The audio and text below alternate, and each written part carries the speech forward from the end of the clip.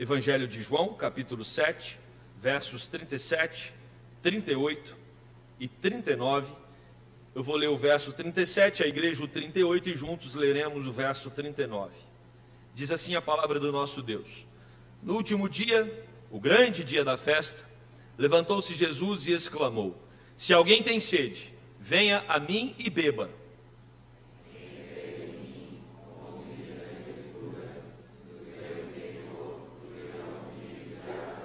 Juntos.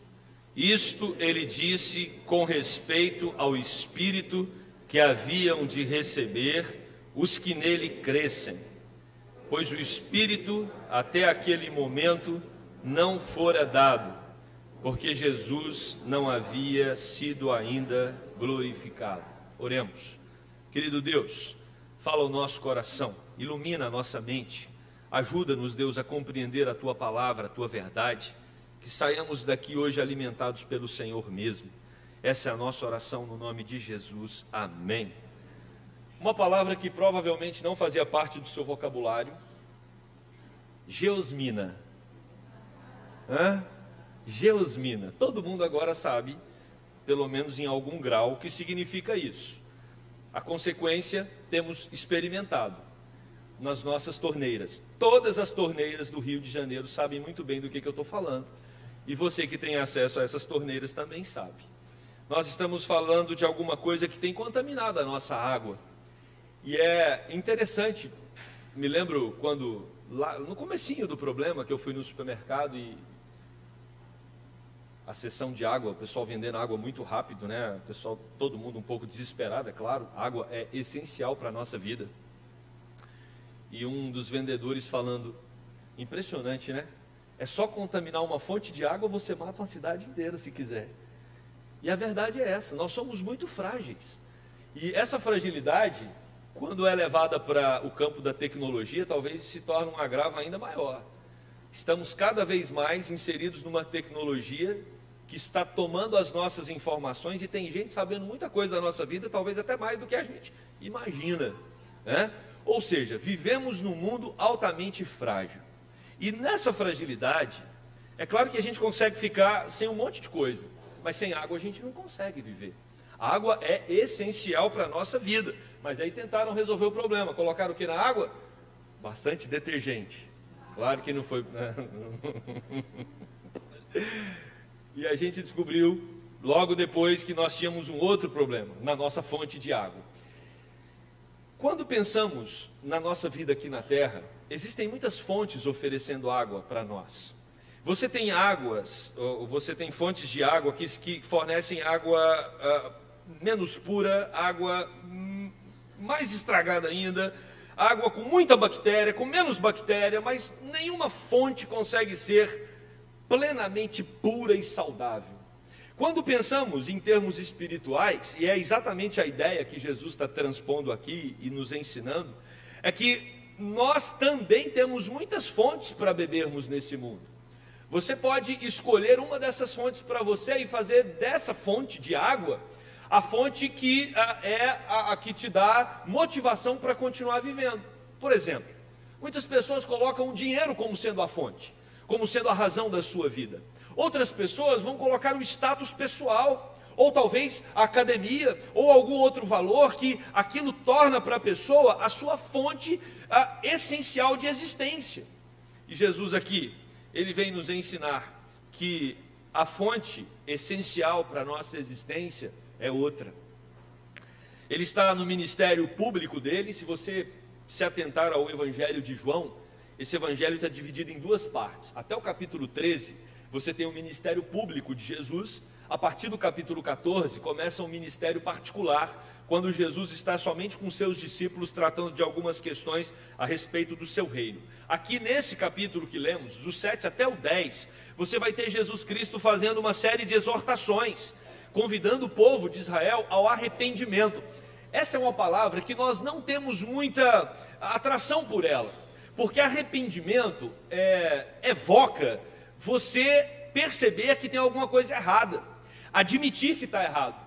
E somos formados, lapidados e formatados até, poderíamos dizer, para não aceitar admoestações, ou não aceitar a correção de outro. Nós nos sentimos muito incomodados quando alguém tenta nos corrigir, até porque nosso mecanismo de defesa automaticamente já começa a saltar na memória os defeitos da pessoa que está tentando te corrigir, não é?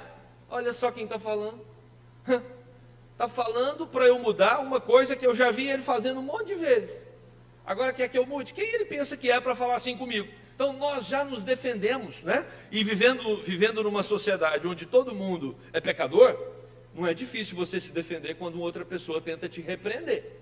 E Jesus Cristo, quando ele começa a repreender as pessoas e convidar as pessoas ao arrependimento, a estrutura religiosa da época, e você precisa se esforçar um pouco para tentar visualizar essa estrutura, uma estrutura que já estava montada, de líderes que ficavam dia e noite estudando a Bíblia, pessoas que eram dedicadas no exame da lei, das Sagradas Escrituras, e Jesus, nas suas exortações, ele confronta essas pessoas, ele está convidando esses líderes religiosos, orgulhosos, que haviam se colocado numa posição superior à dos demais. Jesus está confrontando exatamente essa liderança, e essa liderança ela tem o poder na mão, porque nós sabemos que naquele contexto, o povo de Israel, a liderança religiosa era uma liderança importante também para a nação. Então esses homens, eles tinham o poder, e Jesus estava confrontando exatamente o pensamento deles, um pensamento religioso legalista, que colocava as obras como sendo o caminho para se levar até Deus. E Jesus, ao exortar esse sistema religioso da época, isso provocava a ira dessas pessoas que tinham o poder na mão. Bom, se você tem um grupo de pessoas que tem o poder na mão, essas pessoas estão sendo confrontadas, qual é o caminho natural? Eles tentarem prender Jesus e tirar Jesus do circuito. E é exatamente esse processo que eles estavam ali tentando fazer. Por isso Jesus se reclui, ele vai para um lugar distante. Estava acontecendo uma festa, a festa dos tabernáculos. Jesus não está na festa, mas ele entende que era importante ir até aquele local, e ele vai secretamente, diz o texto, capítulo 7, versículo 10, que Jesus está ali na festa, ele não se apresenta como o Filho de Deus, discretamente andando entre as pessoas, mas de repente ele começa a ensinar. E o versículo 15 vai dizer que todos ficam impressionados com o ensinamento de Jesus e questionam como ele sabe tanto se ele nunca estudou nas escolas tradicionais de teologia da época. E Jesus então começa, depois da sua exposição, ele começa a acusar aqueles líderes religiosos quanto ao fato deles quererem matá-lo. E aí Jesus diz: vocês queriam me matar porque eu fiz o bem no sábado, eu curei uma pessoa no sábado, e vocês queriam tirar a minha vida. O versículo 30 fala que aqueles homens então queriam prender Jesus, mas não era a hora ainda. E aí o texto que lemos começa com a seguinte frase: no último dia, o grande dia da festa. Então você tem uma festa muito especial. Essa festa, ela era tão importante que as pessoas se locomoviam de toda a nação de Israel, montavam barracas ao redor, ou cabanas, ao redor do templo, e ali eles ficavam por 7 dias louvando a Deus. Por isso, quando o texto diz que era o último dia da festa, alguns comentaristas vão dizer que era o 7º dia, outros vão dizer que era o 8º, porque a festa terminava no 7º dia, mas o 8º dia era o dia de desmontar as cabanas, e também era um momento de muita festa e de muita celebração. Mas se não foi no 7º ou no 8º dia, isso não tem tanta importância para nós. O que é importante era o ponto mais alto da festa, era o momento mais especial da festa, e Jesus está ali falando a respeito da água. O discurso de Jesus, quando ele fala sobre a água, não é um discurso descolado da realidade. Os comentaristas falam que havia um acontecimento específico naquela festa que remetia à água. E aí nós então investigamos qual era esse acontecimento. O acontecimento quando tinha a festa do tabernáculo, o sacerdote, todos os dias, ele ia até o tanque de Siloé, com uma jarra de ouro, ele retirava a água do tanque de Siloé, e em procissão, com a multidão em volta do sacerdote, o texto vai dizer, não aqui no Antigo Testamento, que essa multidão, ela acompanhava o sacerdote com trombetas e gritos de alegria, né, mostrando que era um momento muito especial, a retirada da água do tanque de Siloé, feita pelo sacerdote, e o sacerdote, enquanto ele caminhava entre o povo feliz, eufórico, alegre, o sacerdote recitava o Salmo 118, verso 25, que diz: salva-nos, ó Senhor, nós te pedimos, ó Senhor, concede-nos prosperidade. A água, então, quando chegava no templo, ela era colocada num funil, esse funil descia até o altar dos sacrifícios, e essa água, então, ela representava, ela simbolizava a bênção do Senhor sobre o seu povo no deserto. Para o povo de Israel, os 40 anos no deserto foram marcantes, porque ali no deserto eles tiveram que depender plenamente de Deus. Essa água que o sacerdote derramava no altar, ela também lembrava a água que brotou na rocha. Vocês se lembram quando o povo pede Moisés água, Moisés bate na rocha, a rocha então, através da rocha começa a se brotar água, mostrando que é o Deus da provisão. Às vezes nós atravessamos desertos na nossa vida, mas o nosso Deus vai fazer cair comida do céu, o nosso Deus vai fazer brotar água da pedra, o nosso Deus não nos desampara em momento nenhum, e é por isso que esse povo está caminhando em procissão com gritos de alegria, porque nós temos um Deus que nos sustenta. Amém, irmãos?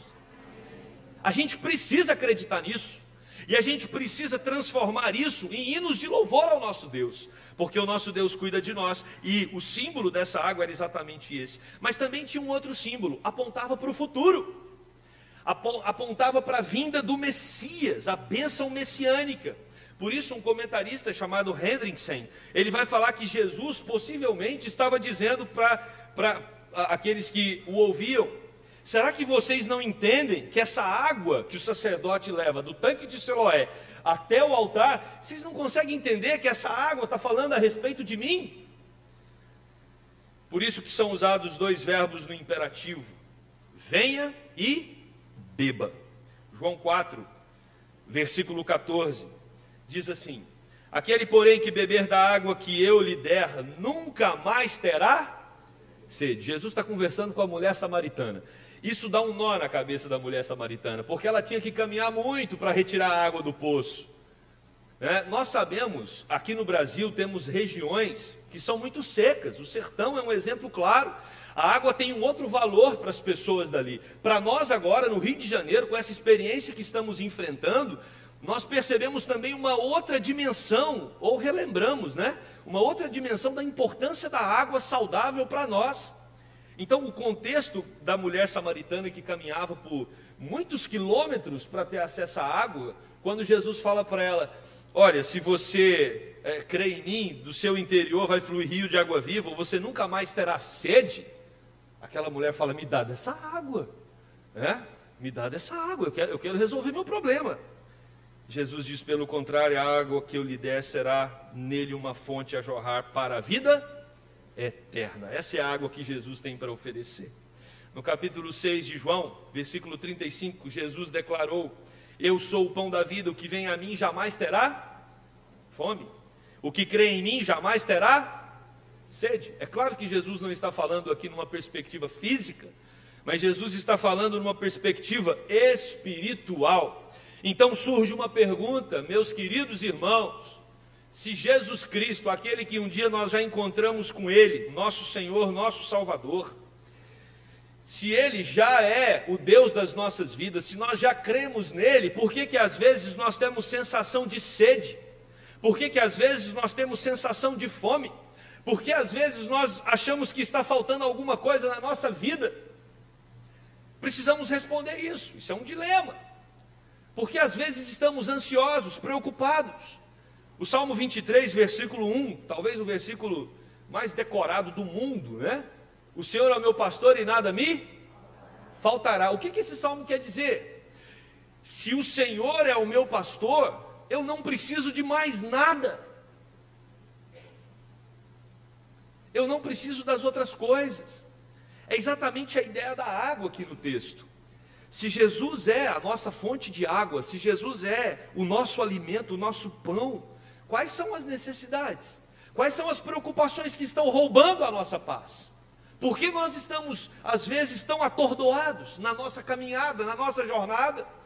Se nós estamos aqui com o povo de Israel celebrando o cuidado de Deus por 40 anos no deserto, o nosso Deus mudou, gente, de lá para cá? Mudou ou não mudou? Não mudou. O nosso Deus é o mesmo ontem, hoje e será para sempre. Deus não muda. Tiago vai dizer que não há variação nem sombra de mudança no nosso Deus. Deus não muda. Deus não muda. E a Bíblia diz que Deus é bom. Deus é bom? É bom. Deus é misericordioso? É misericordioso. Deus é amoroso? É amoroso. Deus se preocupa comigo? Preocupa. A que ponto Deus se preocupa comigo? Ao ponto de entregar o único filho dele para morrer na cruz por mim. É mesmo? Ele te ama desse tanto? Ele me ama desse tanto. Então por que eu estou preocupado? Por que a minha paz se esvai? Por que eu sou tomado por uma ansiedade incontrolável? Talvez porque a gente precisa repensar a nossa fé. O versículo 38 é um convite para repensarmos a nossa fé. Olha o que diz o texto, vamos ler juntos. Quem crer em mim, como diz a Escritura, no seu interior fluirão rios de água viva. Opa! Quem crer em mim, nós já cremos? Cremos. Então no nosso interior tem que fluir rios de água viva. Está fluindo? Senti um silêncio. Talvez o problema ou a nossa dificuldade está aí no meio do versículo. Quem crer em mim, como diz a Escritura. Quem crê em mim, como diz a Escritura. Nós não podemos crer em Jesus do jeito que a gente acha que deve crer. Não sou eu que defino a crença. Não sou eu que defino como tenho que crer em Jesus. Quem define como eu tenho que crer em Jesus é a Bíblia. É a Bíblia. Não é do meu jeito, é do jeito dele. Se você perguntar a maioria do povo brasileiro se tem fé, o povo vai responder que tem, né? Agora, já vimos aqui em outros sermões as várias definições de fé. A grande pergunta é se a nossa fé tem sido pautada na Escritura. Porque Jesus Cristo não nos separou e não nos comprou com seu sangue para nós fazermos um acordo entre o que a gente pensa de fé e o que a Bíblia diz. Não, vamos encaixar aqui. Não precisa ser do jeito que a Bíblia coloca. Vamos tentar fazer uma sociedade entre o que eu acredito ser fé e o que a Bíblia diz ser fé. E vamos ver se a gente chega num termo em comum. Não! O que a Bíblia e o que esse texto está nos mostrando é que para fluir rios de água viva do nosso coração, nós precisamos crer conforme a Escritura. E é claro que Jesus, quando fala de Escritura aqui, ele está falando do Antigo Testamento, porque o Novo ainda não tinha sido escrito, né? E o que o Novo Testamento diz a respeito disso? Isaías 44, verso 3. O profeta vai dizer: porque derramarei água sobre o sedento e torrentes sobre a terra seca. Derramarei água sobre o sedento. E aí o profeta continua: derramarei o meu espírito sobre a tua posteridade e a minha bênção sobre os teus descendentes. Olha que interessante. Derramarei água sobre o sedento, derramarei o meu espírito. Isso já foi falado pelo profeta Isaías no capítulo 44. Agora olha ainda o profeta Isaías, capítulo 55, versículo 1. Todos vós, os que tendes sede, vinde às águas. Mas o profeta Zacarias também aborda o assunto no capítulo 14, versos 8 e 9. Naquele dia também sucederá que correrão de Jerusalém águas vivas. Versículo 9. O Senhor será rei sobre toda a terra. Naquele dia, um só será o Senhor e um só será o seu nome. Ou seja, meus irmãos, o que Jesus está dizendo para a liderança religiosa daquela época, naquela festa, é que esse dia chegou. O Messias que traz vida, o Messias que traz a paz, o Messias que traz a esperança, o Messias que traz a salvação sobre a terra, chegou. Jesus Cristo, nosso Salvador. A fé em Cristo faz brotar rios de água viva no coração de todo aquele que crê segundo as Escrituras. Essa água que Jesus Cristo tem para oferecer aos nossos corações, ela tira toda a sequidão, ela tira toda a sujeira, ela retira todo o pecado, ela tira o nosso legalismo religioso. Essa água é viva, pois a sua origem é o próprio Deus vivo. Essa água, ela brota de dentro. Isso significa que nós não precisamos buscar as fontes de águas poluídas que nos cercam e que muitas vezes nós achamos que nessas fontes que está a alegria e a solução para o nosso coração. Mas aí então nós temos o último versículo que vai nos apontar sobre o que a Escritura disse no Antigo Testamento e que se cumpre agora em Jesus Cristo. Olha o que diz o verso 39. Isso ele disse com respeito ao... Opa! Então quer dizer que a água viva que nasce no nosso coração e que jorra é quem? É o Espírito. Porque depois de Jesus falar que do seu interior fluirão rios de água viva, olha o que o texto diz. Isso ele disse com respeito ao Espírito que haviam de receber os que nele crescem, pois o Espírito até aquele momento não fora dado, porque Jesus não havia sido ainda glorificado. Esse texto está falando sobre o derramamento do Espírito Santo de Deus sobre a igreja. O que Jesus está falando é que aquele ritual do sacerdote de ir até o poço de Siloé, pegar uma jarra d'água, jarra de ouro, irem cantando até o templo, despejar aquela água no lugar do sacrifício, esse ritual estava perdendo a sua importância, o seu significado, porque Jesus agora já havia chegado, a promessa já havia se cumprido, e Jesus está dizendo que essa água que vai jorrar no coração do povo é uma água que simboliza o Espírito de Deus que será derramado. E aí nós percebemos que Jesus no Evangelho de João está falando sobre vários elementos que foram se cumprindo no seu ministério. Se você olhar no capítulo 5, verso 46, Jesus se apresenta como o fundamento da lei de Moisés. Ele diz: porque se de fato cresceis em Moisés, também creríeis em mim, porquanto ele escreveu ao meu respeito. Então Jesus é o cumprimento da lei. Moisés é o símbolo da lei, Jesus é o cumprimento da lei. No capítulo 6, verso 32, Jesus diz: em verdade vos digo, não foi Moisés quem vos deu o pão do céu, o verdadeiro pão do céu é o meu Pai quem vos dá. Então Jesus diz que ele é aquele que cumpriu a lei, ele é aquele que alimenta o povo, e no capítulo 6, verso 35, Jesus declara: eu sou o pão da vida, quem vem a mim jamais terá fome, o que crê em mim jamais terá sede. Então ele é aquele que vem cumprir a lei, ele é aquele que vem matar a fome, ele é aquele que vem matar a sede do povo, ou seja, ele vem para cumprir todas as nossas necessidades. Se às vezes nós nos sentimos sem rumo, não sabemos como agir, Jesus nos dá a lei e mostra como nós devemos fazer. Se às vezes nós estamos fracos, sem forças e precisamos ser alimentados, nós temos então Jesus, que é o pão do céu, que nos alimenta espiritualmente. Se às vezes nós estamos com sede, nós estamos necessitados de água na nossa alma está atravessando momentos de sequidão, o Espírito Santo de Deus é derramado em nossos corações, e do nosso interior fluem rios de água viva. Ou seja, Jesus vem para saciar todas as suas necessidades. Todas as suas necessidades. Neemias já havia dito no capítulo 9, versículo 20: e lhes concedeste o teu bom espírito para os ensinar, não lhes negaste para a boca o teu maná, e água lhe deste na sua sede.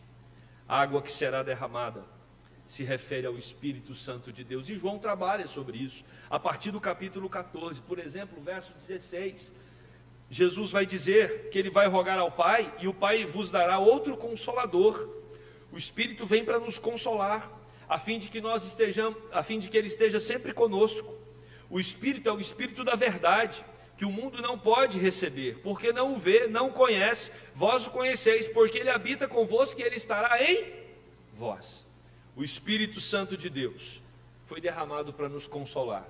Você entrou aqui hoje triste, abatido, abalado, tem algum problema, alguma questão que fere a sua alma? Clame a Deus para que o Consolador cuide de você, porque esse é papel do Espírito Santo. Está em dúvida em algumas questões na sua vida, dúvidas de fé? Ele é o Espírito da verdade, peça a Ele que esclareça a verdade para você. Ele habita convosco, Ele está em você. No capítulo 14 ainda, Jesus vai dizer, mas o Consolador, o Espírito Santo, a quem o Pai enviará em meu nome, esse vos ensinará todas as coisas, e vos fará lembrar de tudo o que vos tenho dito. No capítulo 16, versículo 13, diz Jesus, quando vier, porém, o Espírito da verdade, ele vos guiará a toda a verdade, porque não falará por si mesmo, mas dirá tudo o que tiver ouvido e vos anunciará as coisas que hão de vir. No versículo 14 do capítulo 16 de João diz, ele me glorificará. Esse é o propósito do Espírito, fazer com que as nossas vidas glorifiquem a Deus, porque há de receber do que é meu e vô-lo há de anunciar. Irmãos, a água viva que jorra no nosso interior está tratando da habitação do Espírito Santo no coração dos crentes. Tudo quanto o Pai tem é meu, disse Jesus aqui no capítulo 16, versículo 15. Por isso é que vos disse que há de receber do que é meu e vô-lo há de anunciar. Nós temos a Trindade trabalhando aqui nesse capítulo 16, versículo 15. Tudo quanto o Pai tem é de Cristo. Por isso é que Jesus está dizendo que o Espírito que virá vai ser recebido dele. Olha a Trindade Santíssima trabalhando para cuidar da sua vida, para cuidar da nossa vida, para nos amparar nos momentos que nos sentirmos desamparados. Quando Jesus é glorificado, o Espírito Santo é derramado. Nós aprendemos lá em Atos capítulo 2, que o derramamento do Espírito Santo marca exatamente esse tempo. O tempo em que o Espírito de Deus habita no meio do seu povo. E era uma profecia de Joel, capítulo 2, versos 28 e 29, quando o profeta do Antigo Testamento disse, e acontecerá que derramarei do meu Espírito sobre toda a carne, vossos filhos e vossas filhas profetizarão, vossos velhos sonharão, vossos jovens terão visões, até sobre os servos e sobre as servas derramarei o meu Espírito naqueles dias. Que dias são esses? São os nossos dias. O Pentecostes ali em Jerusalém e depois também em Samaria, na Judéia, até nos confins da terra, esse derramamento abundante do Espírito Santo de Deus sobre o povo, é para que nós tivéssemos o conforto, o consolo, a orientação, o cuidado, o sustento do nosso Deus nos dias difíceis aqui nessa terra. Por isso, Jesus Cristo está falando para mim e para você, se nós estamos sedentos nesse mundo, talvez a nossa relação com o Espírito de Deus não esteja saudável.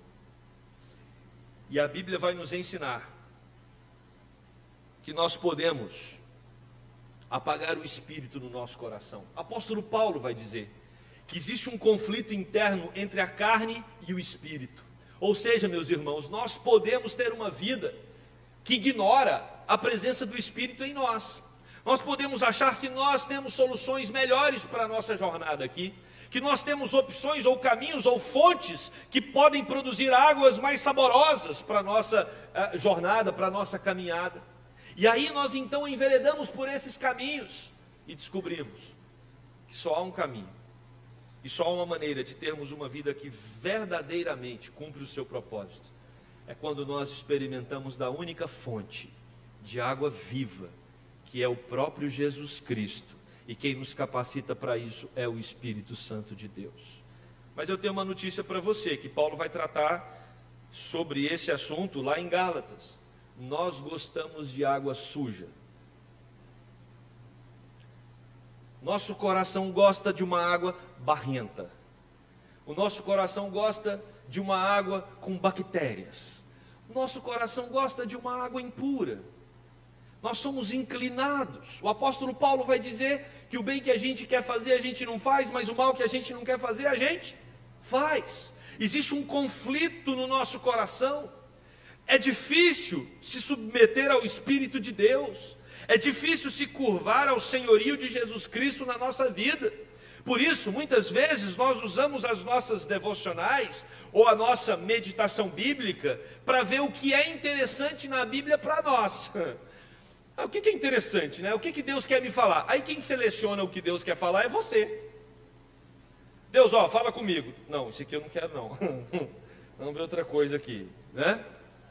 Mas aí você está denunciando que quem é o Senhor da sua vida é você mesmo. Queridos, o crente tem que se sentir desconfortável. A gente não pode ficar bem. A gente tem que entender que há uma batalha interna. Há uma luta espiritual dentro de nós. Nós não somos tão bons assim como a gente imagina. Existem pecados em nosso coração que muitas vezes eles se tornam domesticados, sabe? Aquele pecadinho assim que você... Ele é feinho, mas você põe uma roupinha nele, passa um talquinho. Você fala, se comporte, menino. Eu sou crente. A gente trata, às vezes, alguns pecados assim, meio afetivamente, enquanto a Bíblia diz que nós devemos eliminá-los, nós devemos extirpá-los da nossa vida. A gente tem que ter uma luta contra eles. Não, mas a gente vai levando, como se ele não fosse tão ruim assim. E aí, a gente não consegue experimentar dessa água que o Espírito Santo tem para nos oferecer. Você quer experimentar dessa água viva? Você quer perceber claramente que no seu interior está jorrando esse rio? É necessário você olhar para a palavra com submissão. Eu me curvo diante dessa palavra. Ela é autoridade sobre a minha vida. Quando eu leio em Provérbios que eu tenho que tomar cuidado com a minha língua, é porque eu tenho que falar menos. Eu tenho que tomar cuidado com o que eu falo. Quando eu leio Jesus falando sobre as questões do coração, que o que importa não é o que entra, mas é o que sai do coração, eu tenho que olhar para esse meu coração. Eu tenho que ouvir o que a minha esposa está falando. Você tem que ouvir o que seu marido está falando. Você tem que ouvir o que seus pais estão falando. Você tem que ouvir o que seus líderes espirituais estão falando. Você tem que ouvir a voz de Deus. E Deus fala, gente. Deus fala. Sabe aquele defeito que seu marido reclama dele a vida inteira? Muda. Tem que mudar. Sabe aquele defeito que você também reclama da sua esposa a vida inteira? Tem que mudar. Nós precisamos abrir mão desses ídolos do nosso coração, porque eles nos impedem de experimentar dessa água viva que Jesus tem para oferecer. A gente precisa ser crente. A gente precisa acreditar que Deus tem algo melhor para nós. E aí a gente tem que abrir mão das fontes de água suja.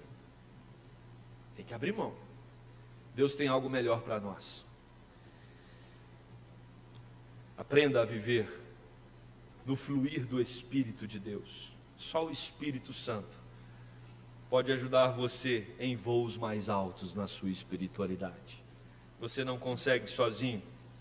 Por isso eu quero concluir esse sermão dizendo: o Espírito Santo aponta para Cristo.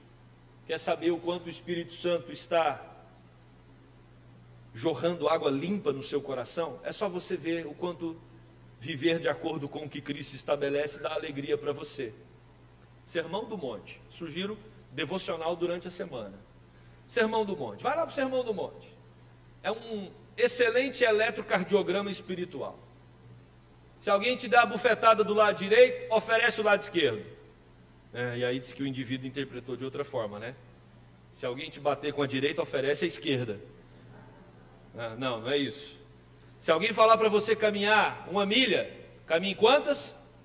2. Ou seja, você quer saber o quanto o Espírito Santo está fluindo em você? O quanto você tem diminuído? O quanto você se torna menos importante a cada dia para que Cristo seja a importância da sua vida? Cristo só vai aparecer quando a gente desaparecer. Só experimentaremos o Espírito de Deus quando abandonarmos as rédeas do nosso próprio coração. E essa luta não é brincadeira. Porque se nosso coração, você acorda com uma disposição de colocar ele no lugar dele, mas à noite, quando você vai fazer o seu exame do dia, você percebe que você perdeu mais uma vez. Mas aí no outro dia você acorda de novo, e no outro dia de novo, e um ano se vai, uma vida se vai, mas uma vida de luta, porque nós não podemos deixar as obras da carne reinarem em nosso coração. A luta é diária, e vamos continuar lutando, porque o Espírito Santo de Deus foi nos dado para que vençamos essa luta, e que Ele mesmo nos capacite nesse processo, para a honra e para a glória do nosso Senhor Jesus. Amém? Vamos orar. Querido Deus, aqui estamos nós na tua casa, conscientes de que às vezes valorizamos algumas fontes de água que são impuras. Tenha misericórdia de nós, Deus. Nos ajude a fechar essas fontes e a beber da única fonte que tem água limpa, que é aquela que o teu Santo Espírito produz em nosso coração. Quebranta-nos, Deus, trata-nos, Deus, ajuda-nos a viver uma vida que glorifica o teu nome, aonde Cristo é o centro. Somos apenas servos, curvados e rendidos para prestar ao Senhor toda a honra e toda a glória. Nos capacite nesse processo, nos ajude, ó Deus, que sejamos homens e mulheres marcados pela tua presença, numa geração tão sedenta, numa sociedade que está tão carente, que possamos viver e oferecer a água que dá vida e vida em abundância. Essa é a nossa oração, no nome de Jesus. Amém.